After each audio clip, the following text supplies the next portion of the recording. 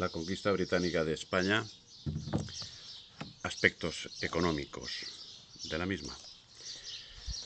No cabe la menor duda, y más en estos tiempos, de que la cuestión económica es un elemento esencial en el estudio de la historia de los pueblos. No obstante, tampoco cabe la menor duda de que este aspecto ha sido considerado vil durante mucho tiempo y en muchos lugares, siendo el lugar por excelencia el Imperio Español.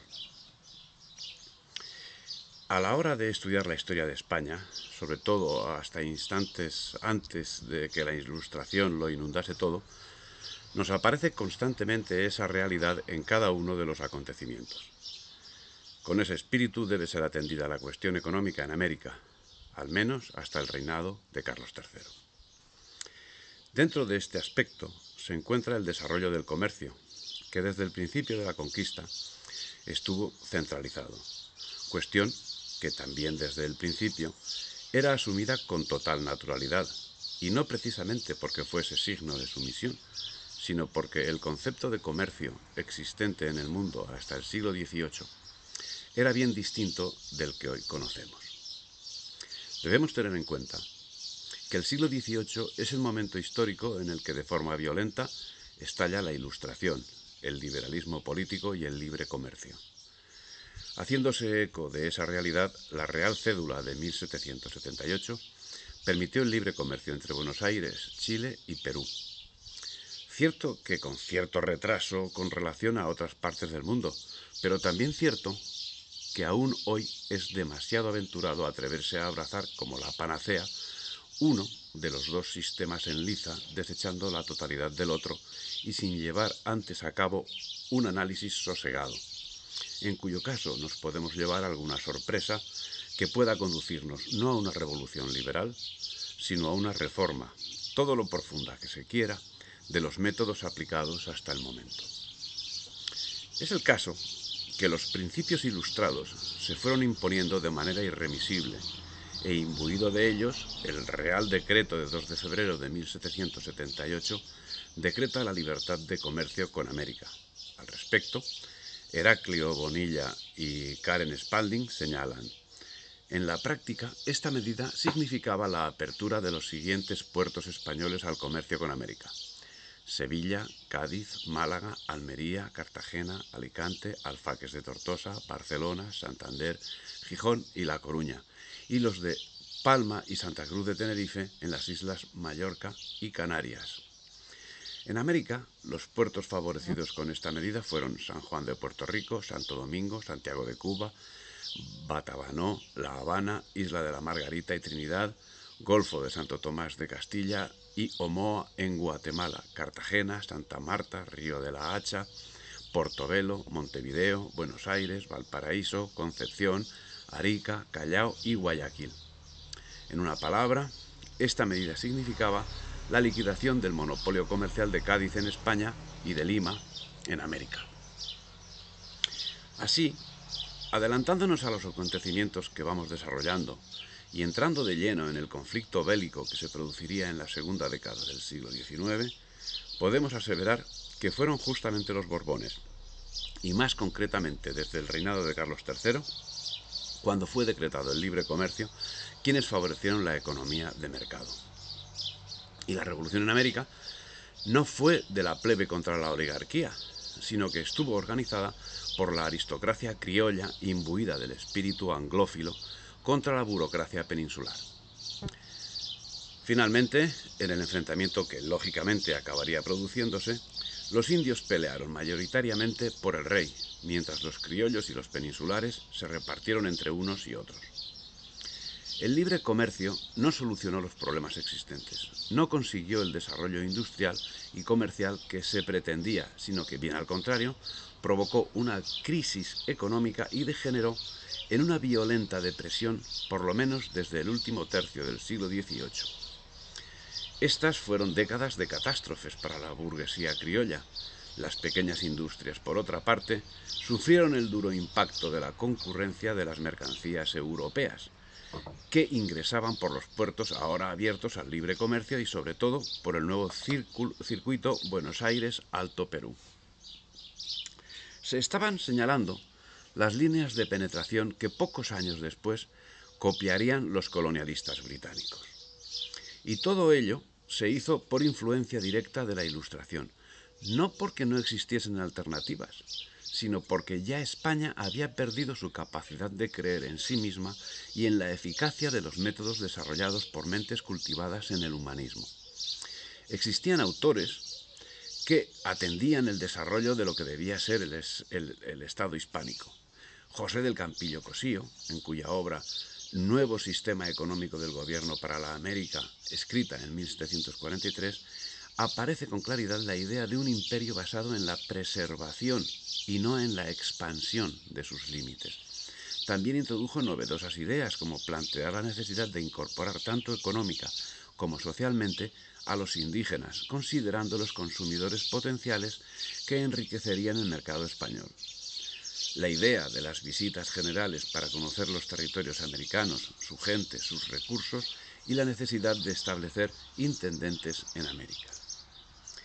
Si se quiere, también se puede deducir que el liberalismo estaba tomando posiciones, que dejaba de verse en los indígenas a personas portadoras de valores eternos para verlos como consumidores potenciales. Pero también se deduce la voluntad de preservar los valores con el desarrollo controlado de la economía.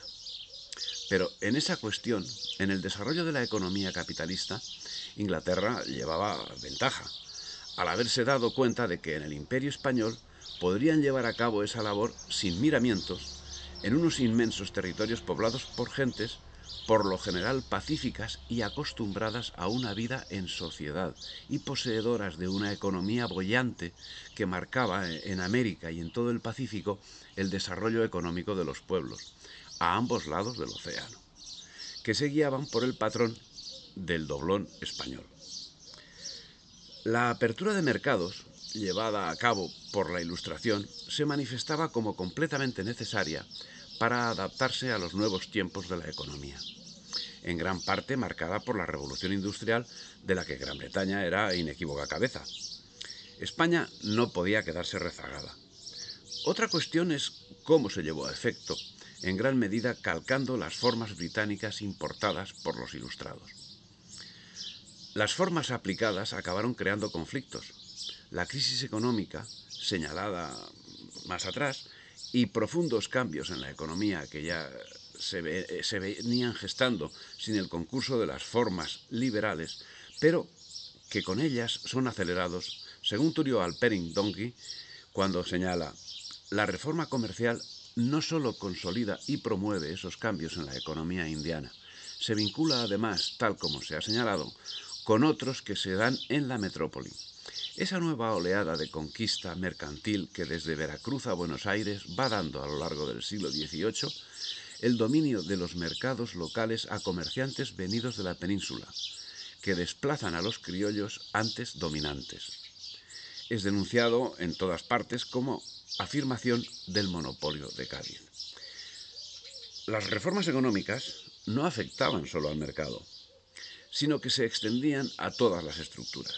Así, se discutió la posibilidad de adoptar otras medidas que iban contra los intereses de los criollos y contra la política tradicional del imperio, como era la sustitución de la burocracia indiana por peninsulares, cuando había sido atendida hasta la fecha por naturales. Esa política, que hasta entonces se concretaba en que la cúpula del virreinato no fuese natural del territorio administrado, no impedía que fuesen peninsulares. Debían ser sencillamente de otro territorio. Por iniciativa de José Moñino, conde de Floridablanca, comenzó a generalizarse a todos los puestos de la administración, tanto civil como militar y religiosa, destinando los puestos a los peninsulares. Era, en definitiva, la aplicación de los métodos de la Ilustración, acorde a los métodos e intereses del liberalismo, tan fervientemente defendido por los reinos europeos y en especial por Inglaterra. Con este sistema empezaba a dejar de tener prioridad el hombre sobre las cosas. Al respecto, señala Indalecio Liébano, en la medida en que proseguía el desarrollo de las doctrinas burguesas en el viejo mundo y se desvanecía la influencia de las ideas morales y religiosas que inspiraron las leyes de Indias, se acentuaba también la tendencia a transformar los dominios en una zona subalterna de la economía española. Y la burguesía peninsular, mal equipada para comprometerse en una ofensiva frontal contra el añejo feudalismo de España, consiguió, en cambio, que la corona le permitiera utilizar las posesiones americanas como el mercado colonial que necesitaba para apresurar su desarrollo y enriquecimiento en cuanto a la clase económica. En pocas palabras, era la ruptura del statu quo que había primado durante los siglos XVI y XVII y medio siglo XVIII. La Ilustración y sus representantes en España, si no desmontaban jurídicamente la estructura del Estado, que reconocía la condición de reinos a los territorios españoles, de hecho y de palabra, sí lo hacían. Así, en los tratados internacionales llegaba a hablarse de colonias al referirse a los reinos americanos. Pero la política antiespañola y de carácter colonial aplicada sobre América por el despotismo ilustrado comenzó a hacer aguas cuando el monopolio del comercio, unido a la decadencia de la industria manufacturera nacional, acabó reportando un deficiente abastecimiento de los mercados, lo que ocasionó una invasión de productos extranjeros. Una invasión de textiles, en su mayoría ingleses y alemanes, de Silesia, superó todas las proporciones conocidas hasta entonces. Ya en 1782 exigió el gobernador de Quito que se suprimiera la importación de un 75% y se doblaran sus impuestos para salvar de la ruina la producción autóctona de paños. El poderoso núcleo de comerciantes importadores del Nuevo Reino inició su ataque frontal contra la organización gremial de la artesanía y la pequeña manufactura, utilizando los argumentos allegados contra los gremios medievales por los ideólogos de la burguesía europea. Pero no fue solo la decadencia o la floja evolución de la industria peninsular. Hubo más, porque esa decadencia se tradujo de inmediato en un deterioro de algo tan elemental como la armada en unos momentos en los que el acoso de los corsarios europeos hostigaban de continuo a las naves mercantes españolas. España perdía el control de los mares al tiempo que se involucraba en guerras mal planificadas con Francia y con Inglaterra, y dejaba sin la debida protección a las expediciones comerciales transatlánticas, cuyo número se vio drásticamente reducido, lo que ocasionó un desabastecimiento de productos, tanto en la península como en América, siendo que si América acababa siendo suministrada por el tráfico ilegal, la península se veía privada de los productos tropicales que la Marina española no podía transportar como consecuencia de la labor de la piratería inglesa y francesa. El tráfico comercial, sin embargo, no dejó de desarrollarse, ya que simultáneamente era cubierto por los contrabandistas, quienes acabaron teniendo la parte del león en el tráfico comercial. Tráfico ilegítimo que en ese momento, la segunda mitad del siglo XVIII, posibilitó en el virreinato de Nueva Granada el espejismo de un crecimiento económico que acabaría colapsado a principios del siglo XIX, dentro de la inestabilidad creada por los procesos separatistas e inmediatamente sustituido por el aporte británico.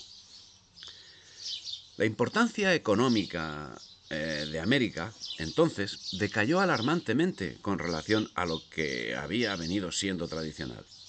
Tengamos en cuenta que al ser descubierta América, así como se importaron de la península productos de las nuevas tierras, de manera muy significativa, hubo un importantísimo aporte de España en todos los campos, desde la agricultura hasta la industria, pasando por la ganadería, lo que significó, además de acceder a productos anteriormente desconocidos por los naturales, el desarrollo de todos los campos de producción, muy especialmente de la agricultura y de la ganadería, y por supuesto de la minería.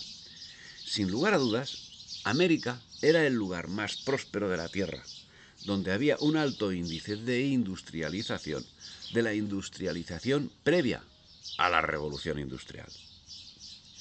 Pero esa cuantificación económica de los intercambios habidos entre la España descubridora y la España descubierta ha tenido una interpretación sumamente sesgada por parte de los enemigos de España, que han volcado sobre la explotación de las minas una importancia que nunca fue cierta durante el imperio y que, sin embargo, sí lo fue tras la separación de la patria y su dominación por el imperialismo europeo en general y británico en particular.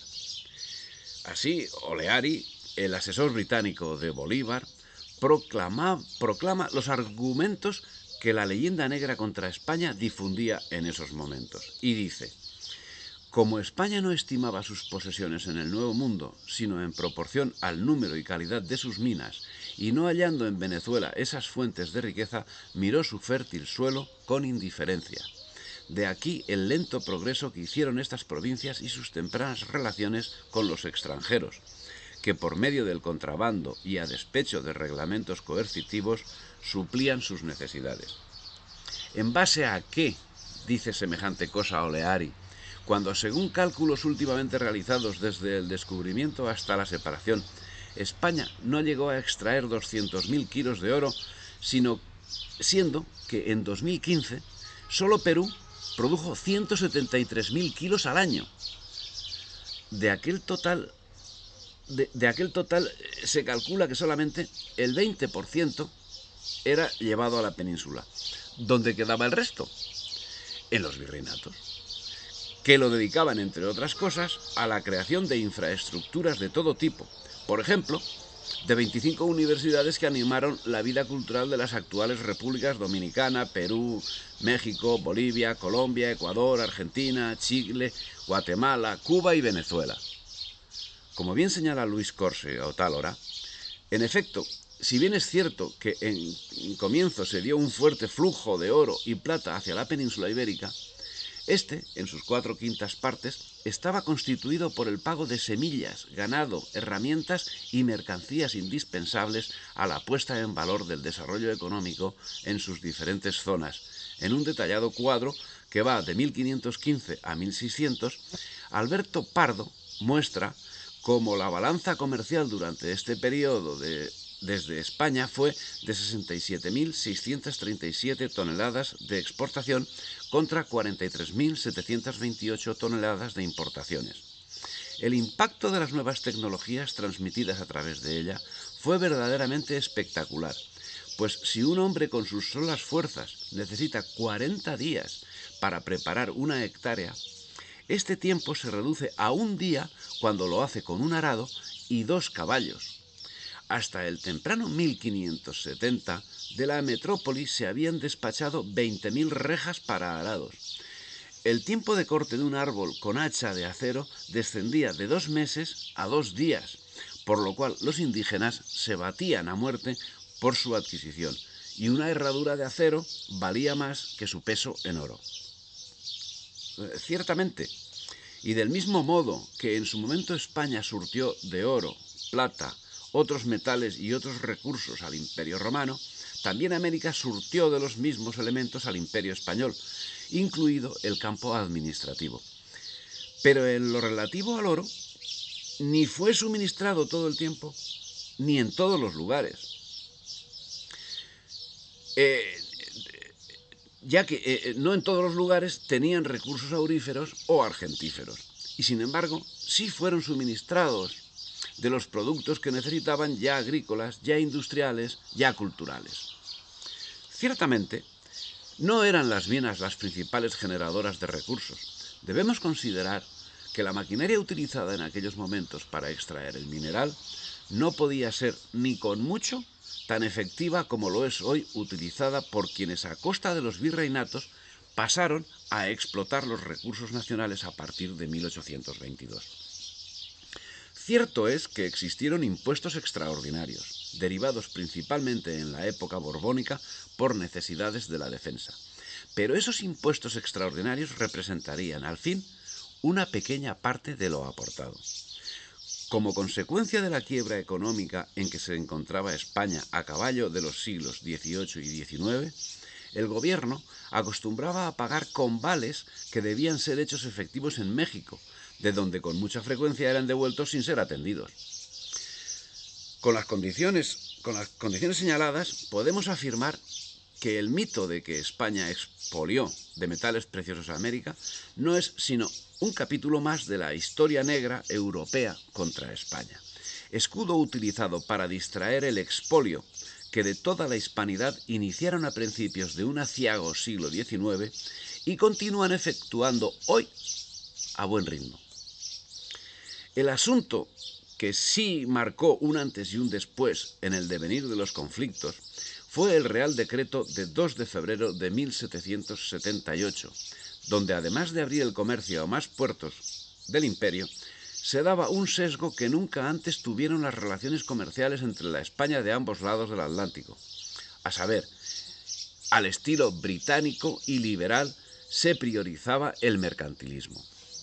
De hecho, desde el descubrimiento y hasta el siglo XVIII, el comercio había estado bajo un estricto control real, pero a partir de 1765 se amplió al ser habilitados al comercio transatlántico 7 puertos de España: Málaga, Cartagena, Alicante, Barcelona, Coruña, Gijón y Santander.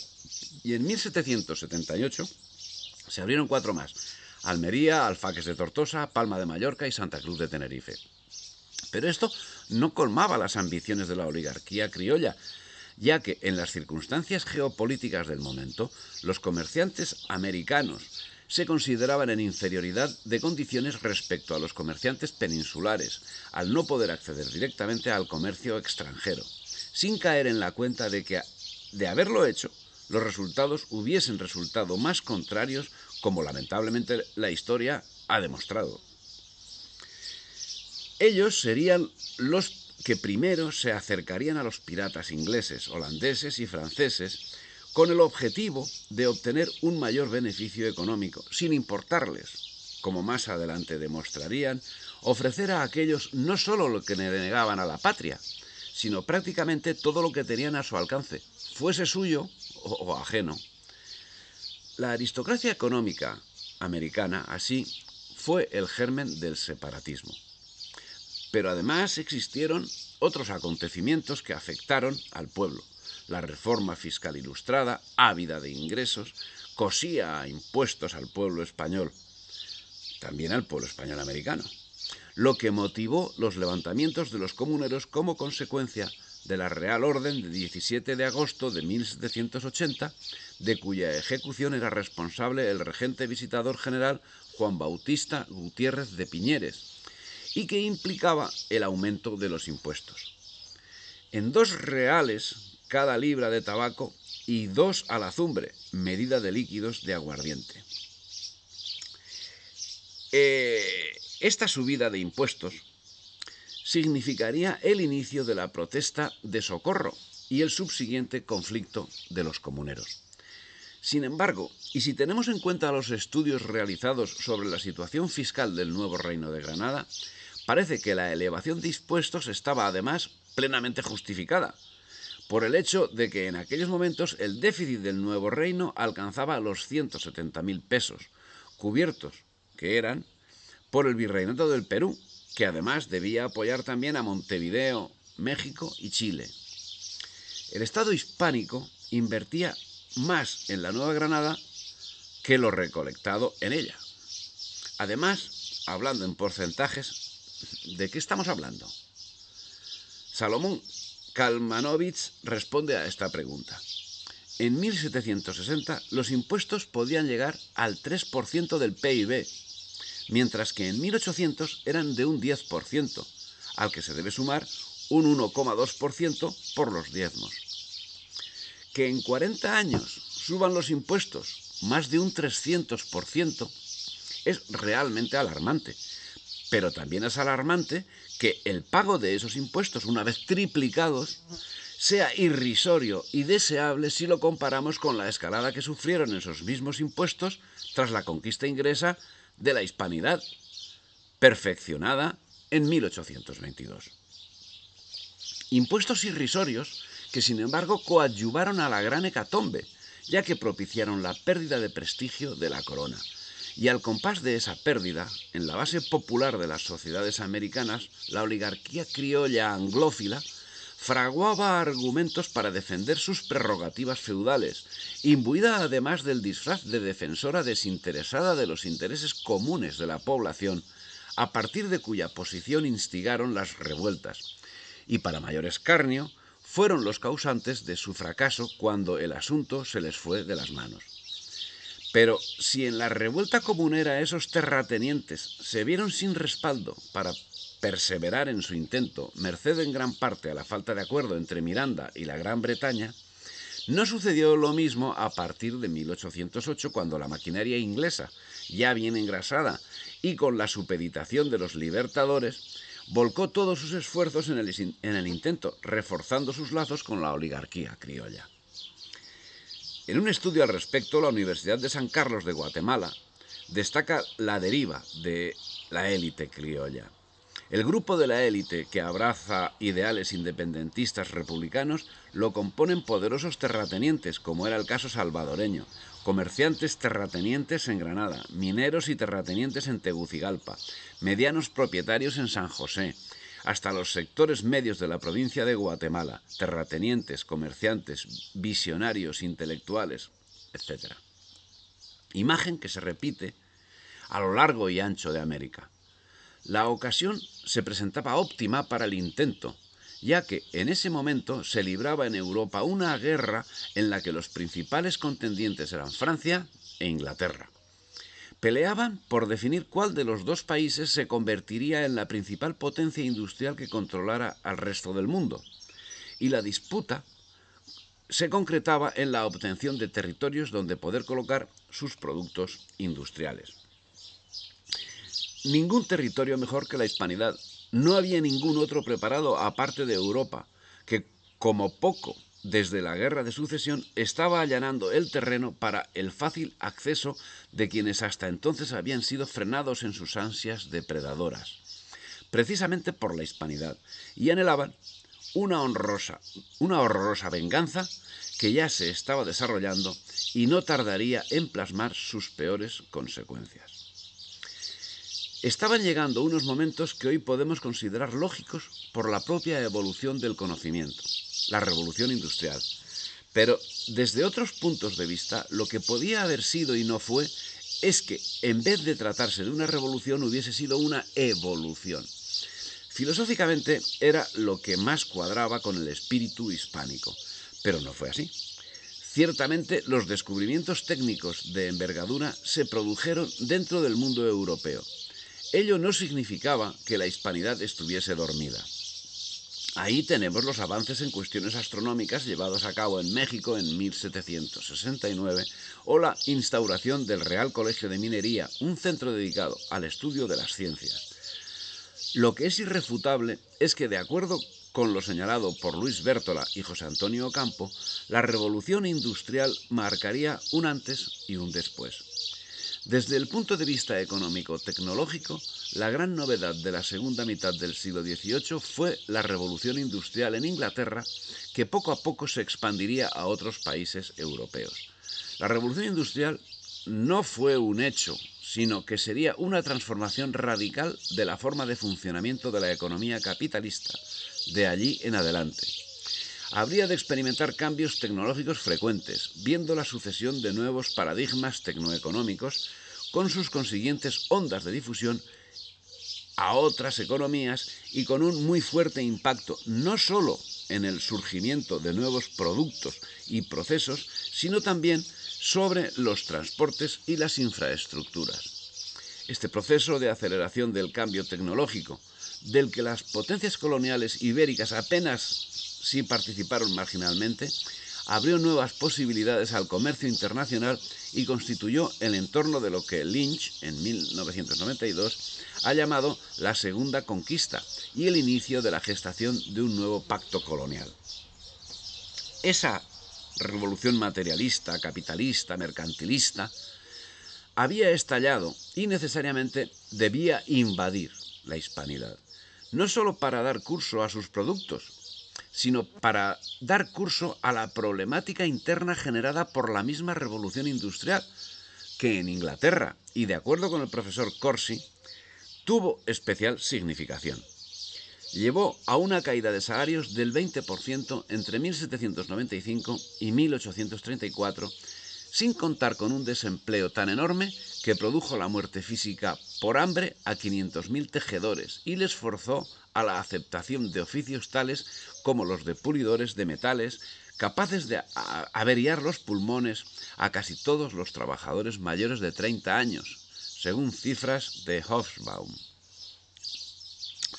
Y el momento de expansión había llegado. Julio González nos informa de la presencia británica en Buenos Aires. Dice Julio González, en 1804 había en Buenos Aires 47 comerciantes ingleses. En 1810, al estallar la Revolución de Mayo, 2000. Fracasadas las invasiones armadas, los buques de guerra de Su Majestad Británica se fueron, pero los buques mercantes de los comerciantes de Londres, abarrotados de abalorios, se quedaron. Primero ejercieron el contrabando a la vista y paciencia de los españoles, y ante la perplejidad del ejército argentino, de gauchos, de indios y de niños que los habían combatido.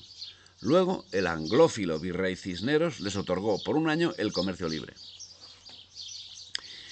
Pero estas facilidades para la invasión económica no serían iniciativa personal de Cisneros, sino que se encontraban enmarcadas en el Tratado de Apodaca-Canning, firmado un año antes con la anuencia de la Junta de Cádiz.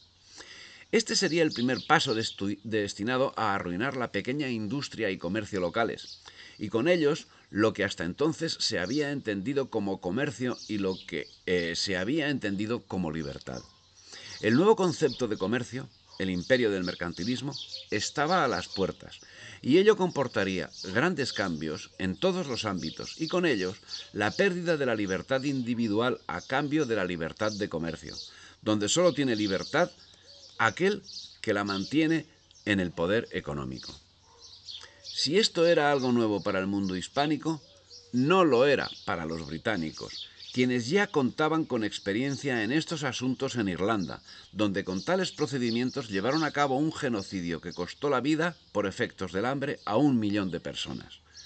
¿Y qué pasaría en Hispanoamérica? Algo similar. Y en lo estrictamente económico, la aniquilación de las industrias existentes, que se concretaban en el campo de la artesanía y del textil. El capitalismo, que había instalado su campamento base, estaba dispuesto a realizar todos los esfuerzos y a obtener el esfuerzo de los demás para imperar. En el terreno económico, el primer frente a batir sería la producción autóctona, aquella que se dedicaba a asistir las necesidades de la comunidad, y el modo sería la importación de productos manufacturados en la metrópoli, Inglaterra. Y es que hasta entonces América no había conocido metrópoli. Hasta entonces los virreinatos en lo económico se habían limitado, como en el caso de los habitantes de la península, a suministrar a la corona los impuestos sobre los bienes, los cuales venían a verse representados por el 20% de la producción, que se enviaba a la península en oro. Ese oro tan codiciado por los europeos que una vez asentados se llevaron de los depósitos americanos con destino a Londres, dejando a cambio tratados de comercio y deudas por ayuda a la guerra de liberación, que aún hoy se están pagando. Finalmente, los beneficios económicos que se habían producido durante los siglos XVI, XVII y la primera mitad del siglo XVIII se paralizaron primero y se destruyeron después, merced en gran parte a las reformas borbónicas, sobre todo por la apertura del libre comercio, y luego gracias a la posterior secesión y a la sumisión a los intereses británicos por parte de los próceres. El colombiano Indalecio Liévano Aguirre señala esa triste realidad y remarca que la quiebra del sistema no fue resultado de la casualidad, sino de la voluntad, de donde podemos inferir que es el resultado de una intención que sin duda podemos calificar de criminal. En la América española, la quiebra provocada deliberadamente de la pequeña manufactura y de la artesanía solo serviría para aumentar su dependencia colonial de los mercados mundiales. Los comerciantes importadores, que durante la etapa de dependencia de España fueron el instrumento operativo de una economía colonial, debían cumplir idéntica función al producirse la independencia, con la sola variante de que ya no actuarían como servidores del monopolio español, sino como vehículo igualmente eficaz del monopolio mercantil y financiero de las potencias anglosajonas. Su interés con respecto al fomento de la economía nativa se reduciría a estimular la exportación de metales preciosos y materias primas tropicales, a fin de aumentar los medios de pago internacional requeridos para mantener el ritmo del comercio de importación. Esta situación trajo como consecuencia la supeditación de toda la hispanidad y la pérdida de su poder creativo y de su poder adquisitivo, siendo que, como señala Luis Bértola en su Desarrollo, vaivenes y desigualdad, entre 1820 y 2008, la brecha entre Hispanoamérica y el mundo capitalista pasó de 0,9 a 2,8 veces el PIB per cápita de Hispanoamérica, lo que es equivalente, la región pasó de tener algo más de la mitad del PIB per cápita de Occidente a solo una cuarta parte. El propio barón de Humboldt manifestó que si la riqueza per cápita en Francia era de 14 pesos, la de México era de 10, mientras en la península era de 7. ¿Qué se destruyó por los procesos separatistas de América? Es muy largo de explicar en lo político, en lo social y en lo económico.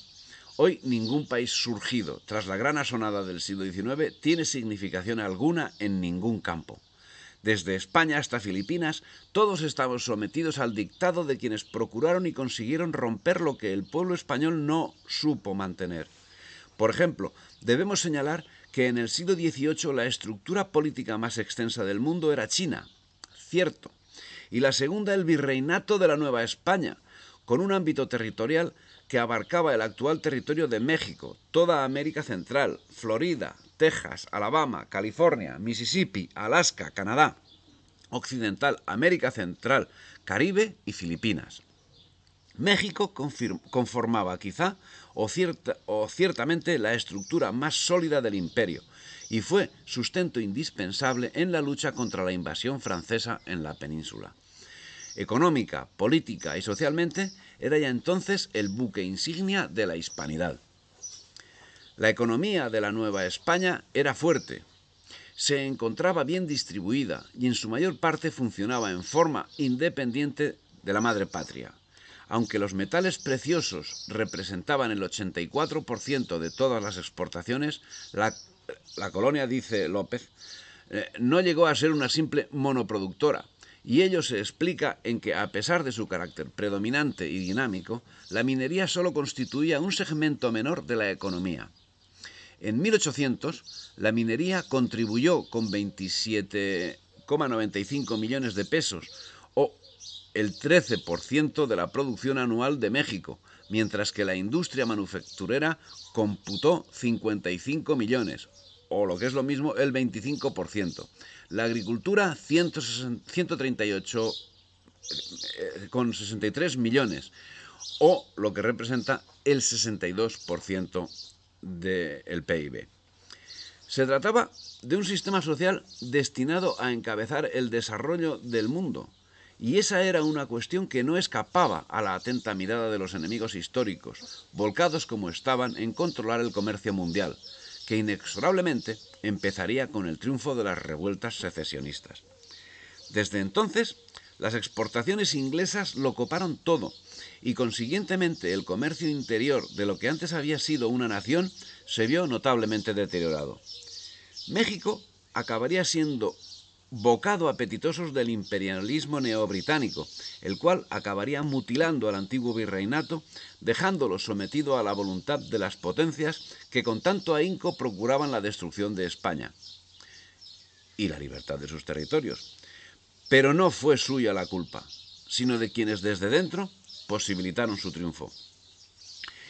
¿Y cuál fue en la población el resultado económico subsiguiente a la separación de México? Un periodo de deterioro y de miseria del que 200 años después no se vislumbra el final. El ingreso per cápita de México descendió de 116 pesos a finales del periodo a 56 pesos el año 1845. y nos imponen el uso de una terminología impropia que chirría al oído iniciado en el conocimiento histórico, porque utilizar el término colonia para un territorio que legal e históricamente no lo ha sido nunca es un anacronismo inaceptable. Y queda en papel la lectura del resto de la conquista británica de España. Un cordial saludo.